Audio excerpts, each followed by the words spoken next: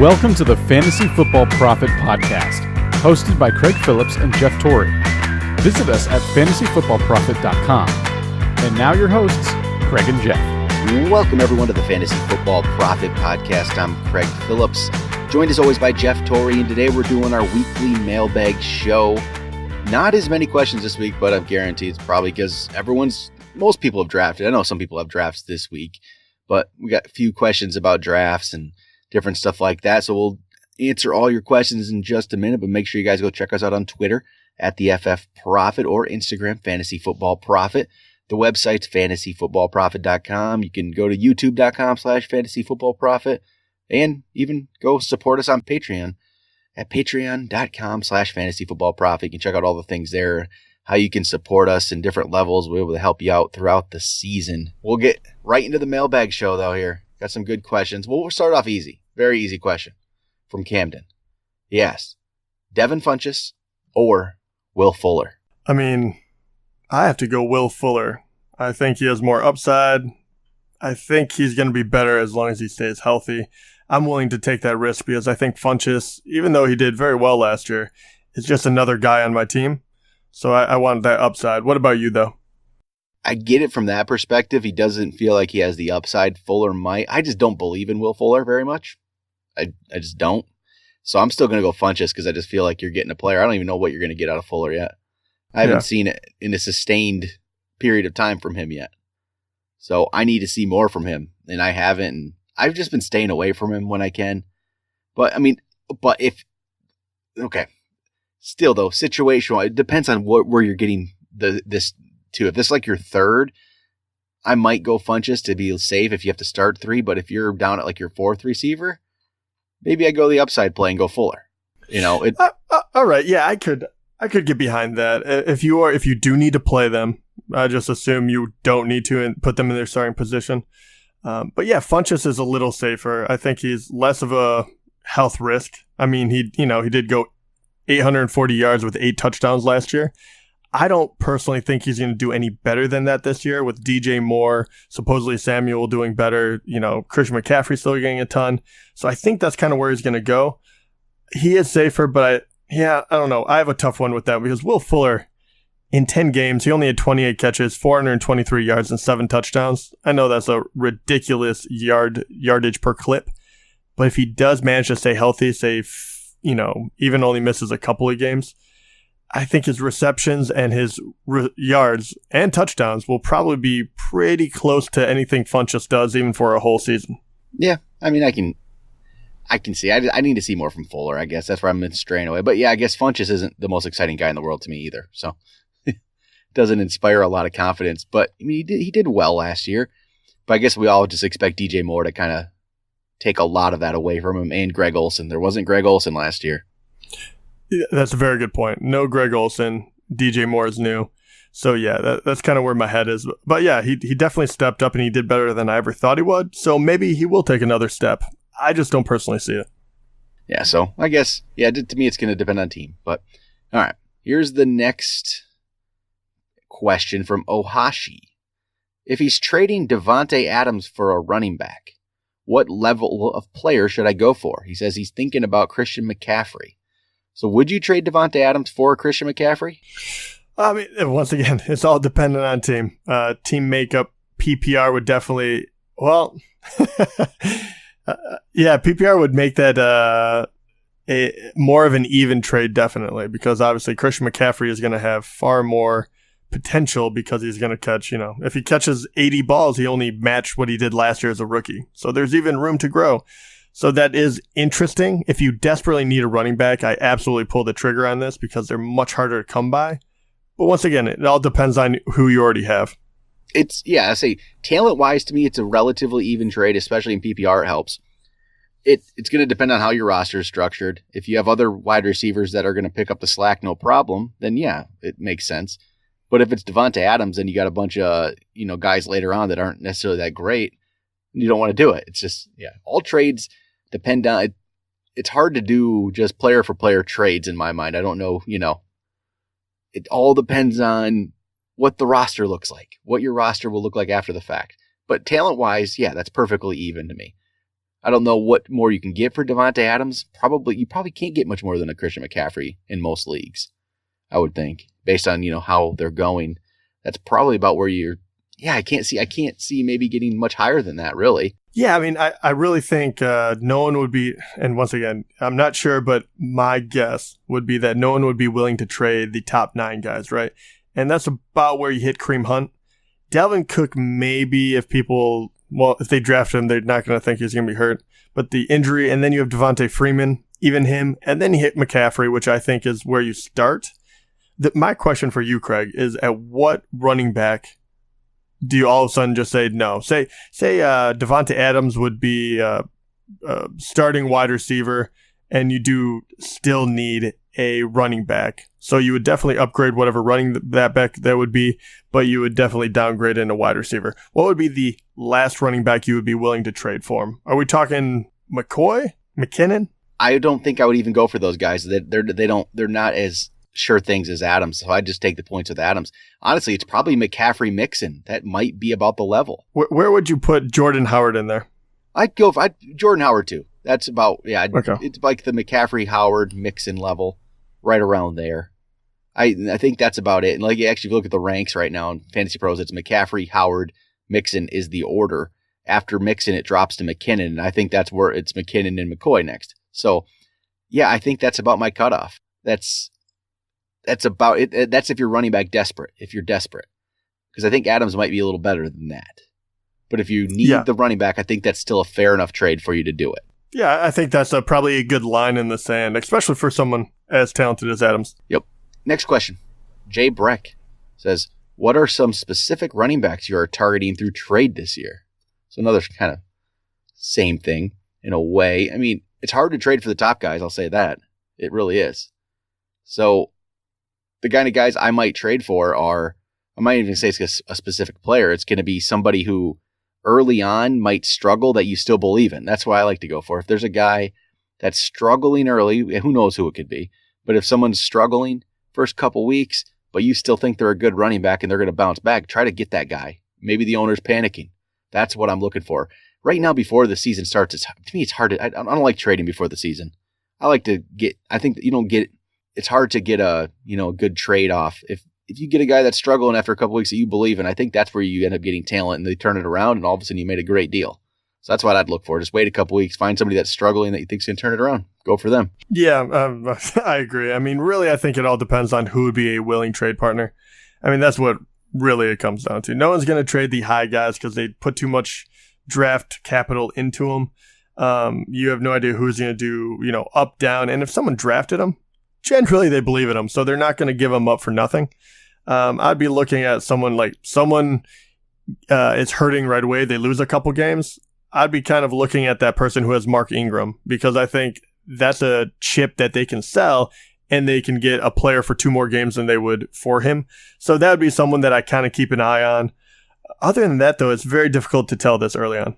Yeah, it really is. And everyone usually still loves all the players they drafted at this point. So even their bench players always have a special spot in their heart. So they never want to be the guy that trades the person they draft and then miss out on them. All right, let's move on to Joseph Benedict's question. He says, I'm in a 12-team PPR league, and I have the 12th pick. He said, would you pass on receivers like Beckham, Hopkins, and Jones and go running back to get players like Hunt, Cook, Gordon, Fournette, McCaffrey? He says, when I've done mock drafts, I feel my team comes out better going running back than running back wide receiver. What do you think? So it's okay. If DeAndre Hopkins was actually there in a PPR at 12, I highly doubt he would be. Actually, every player they named here, I was like, maybe 1 or 2 will be there. Right? Like, if Hopkins is there, I go Hopkins and I bypass my normal running back. Yeah, I agree. Probably Beckham too. Yeah. If Antonio Brown won't be there, but Antonio Brown, OBJ, or Hopkins, I would definitely take them if they drop to the 12th pick. I think that's a no-brainer. I think you have to. What about Jones, though? Would you do the same thing with Julio, or would you grab a running back and then hope that he comes back to Well, if Gordon and Fournette were there, and Hunt and Cook, I'm going running back. For sure. If it's just Jones left. If Beckham and Hopkins are gone. Even with Beckham there, I might be really considering the Gordon Fournette duo there. I really like that. Or, man, I really like I don't think you'll have two of those five. McCaffrey will probably be there, but I don't think you'll have two of those other four there. I really don't see it. And I think McCaffrey, especially in a PPR league, he'd be a great pick, especially coming back around. If you could get him as your running back and grab like a top end wide receiver, or even if Fournette or Gordon for some reason fell to the 12, those two would be great as well.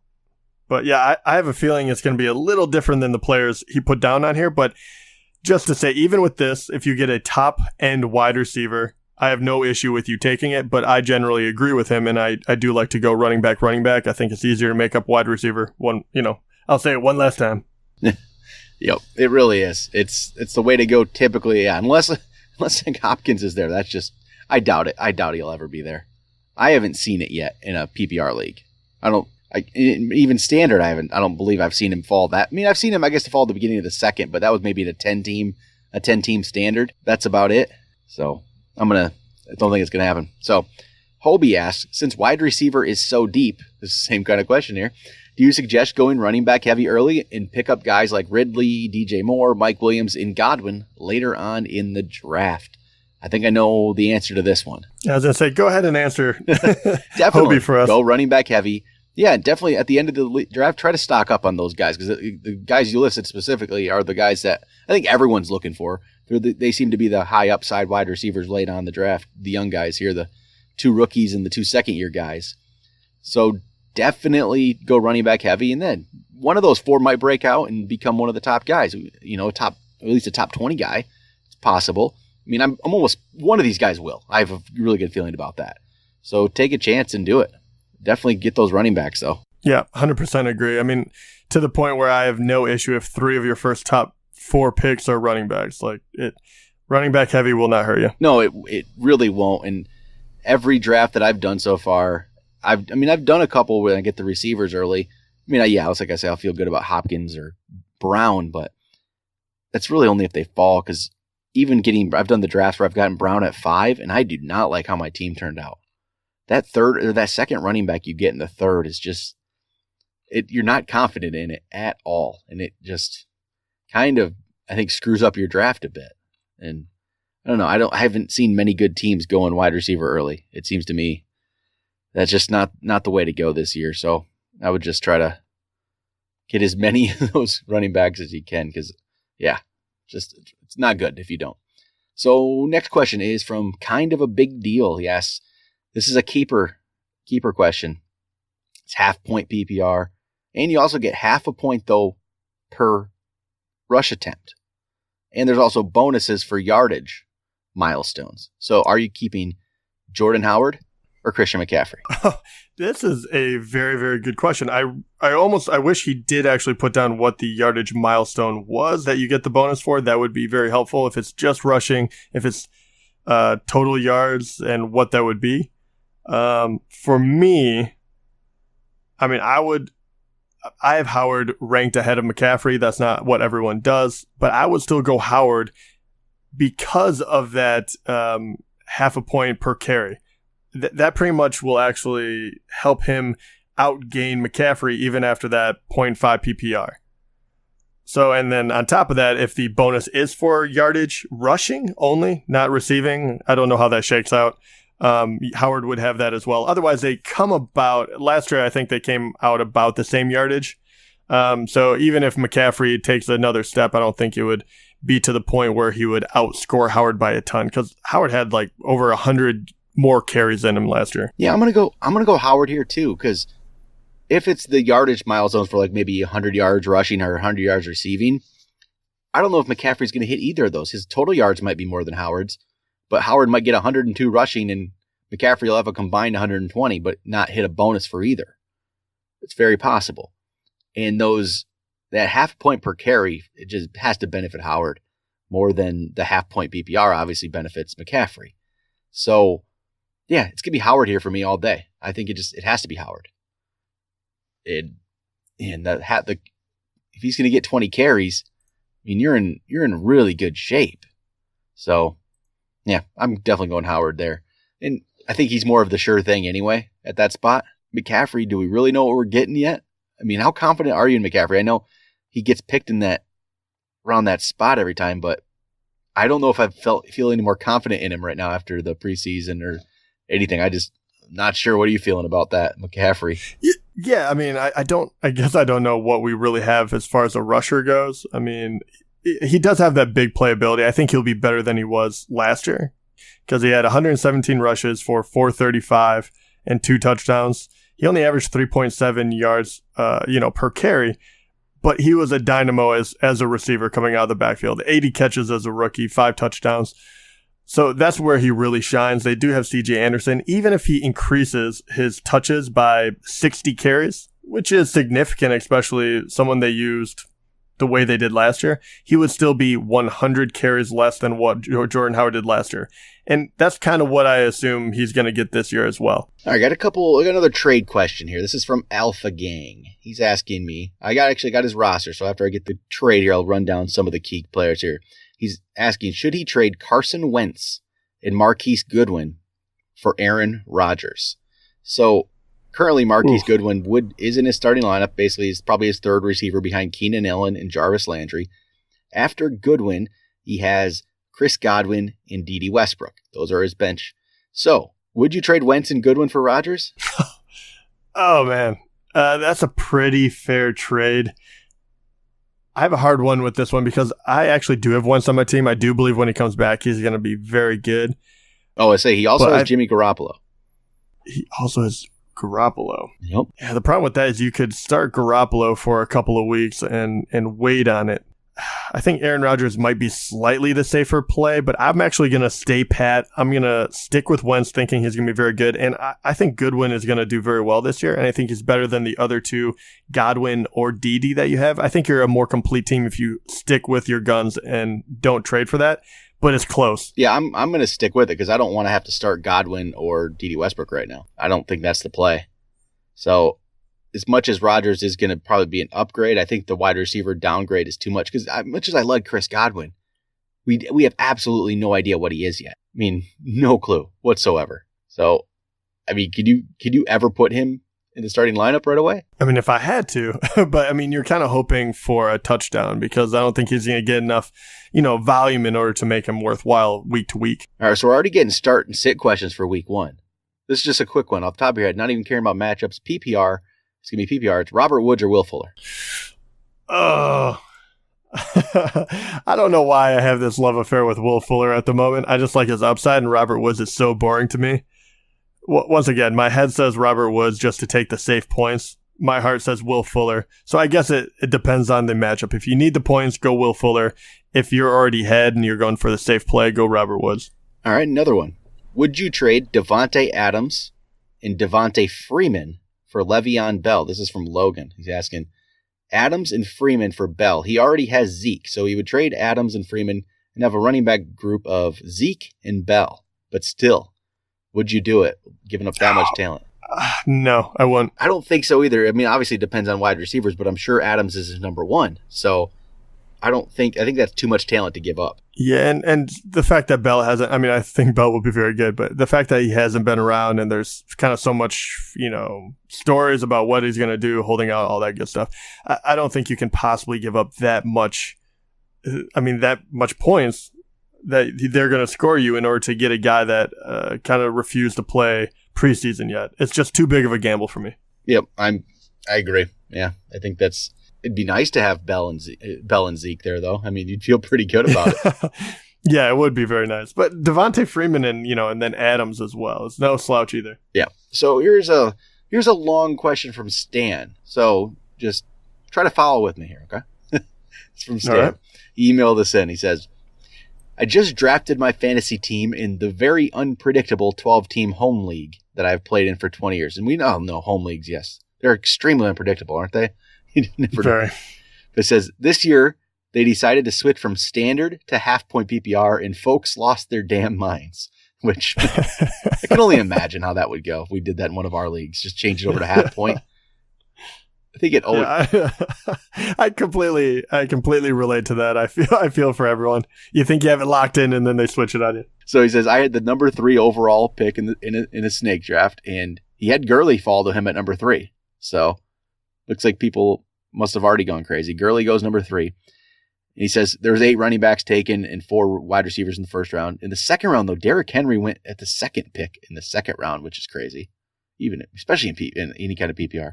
Yeah. He says then Stan took McCaffrey with his second pick. So we now has Gurley and McCaffrey. Not bad.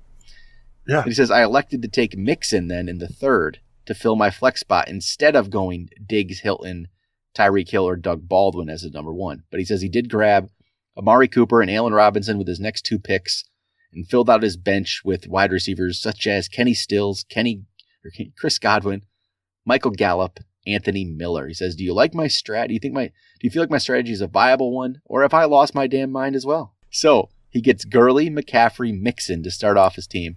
Then Cooper, Robinson are basically the starters there. Would you rather have? Basically, it's the biggest decision, I guess, is should he have gone Diggs, Hilton, Hill over Mixon or not? Did he say Hill or Hilton? Both. So Hilton was there? Yeah. Yeah, I don't hate it. I think this one is completely up to you of who you like and who you don't, because I think Mixon will be good. I think he's, kind of a question mark, but that is, your running backs are set. Injury doesn't hurt you, all that good stuff. Me personally, in a PPR though, half PPR, I think I go Hilton there, knowing he's going to catch a ton of balls, and then I have that wide receiver 1. The only reason it scares me is because Amari Cooper is a question mark. I'm willing to take that risk. But Amari Cooper paired with Allen Robinson in his first 2, that's a little too much for me. Yeah. I'm not going to, it's definitely a viable strategy. I don't think he did anything wrong. It all depends on what Mixon turns out to be. If Mixon is just a bust though, then you're going to really wish you picked Hilton there or Diggs. Diggs in my case, I'd probably pick Diggs, but Cooper though and Robinson could be really good there, but it could go either way with them. We don't know. So, this could be a great team. If Mixon lives up to his potential, Cooper does, Robinson, no, this team is great. But there's such question marks with really Mixon, Cooper, Robinson there. Makes you, I don't know. And then I say even the backup guys, Stills, I'm not the biggest Stills guy. I think Godwin will be good. Gallup, I don't know yet. Anthony Miller, I don't know if he's going to be there good this year or not. But I would say the strategy is definitely viable, especially in a 12-team league. That's a pretty solid team. Probably have the best running back depth, I'm guessing. If you're able to get Mixon there in the third, I'm sure this is the best running back team in the league. Yeah, and to be fair, if in a 12-person league, if your wide receivers are not getting it done, or Allen Robinson has a setback, or if he doesn't, you can get a lot for like Mixon or one of your running backs. So it's a very, like you said, very viable option. It probably gives you a little more wiggle room if you do need to change course. Completely up to you though. I think I would have went Hilton, but once again. But all right, that'll do it for the mailbag. Now we'll be back next week. It's going to be week 1 stuff here. We'll be back, but probably with a Tuesday episode. We'll have week 1 rankings, week 1 waivers. We'll get some reaction to the first game next week already. So it's already that time of year. It's crazy. You ready to put out those week 1 rankings yet? Yeah, I am. I think at this point it'll be pretty easy. You don't really have to worry about matchups near as much, which is nice because you don't know what defenses are actually going to be that good. You're kind of going off of last year. So you go with your rankings, hold honest with it, and then you just change it as we figure out who's who. Yep, and hopefully we'll learn quick, but there'll definitely be surprises right away. But I already got some good waiver wire pickups for next week that you might as well, you could already get on your team now. So we'll go over all that next week. We'll talk to you guys then.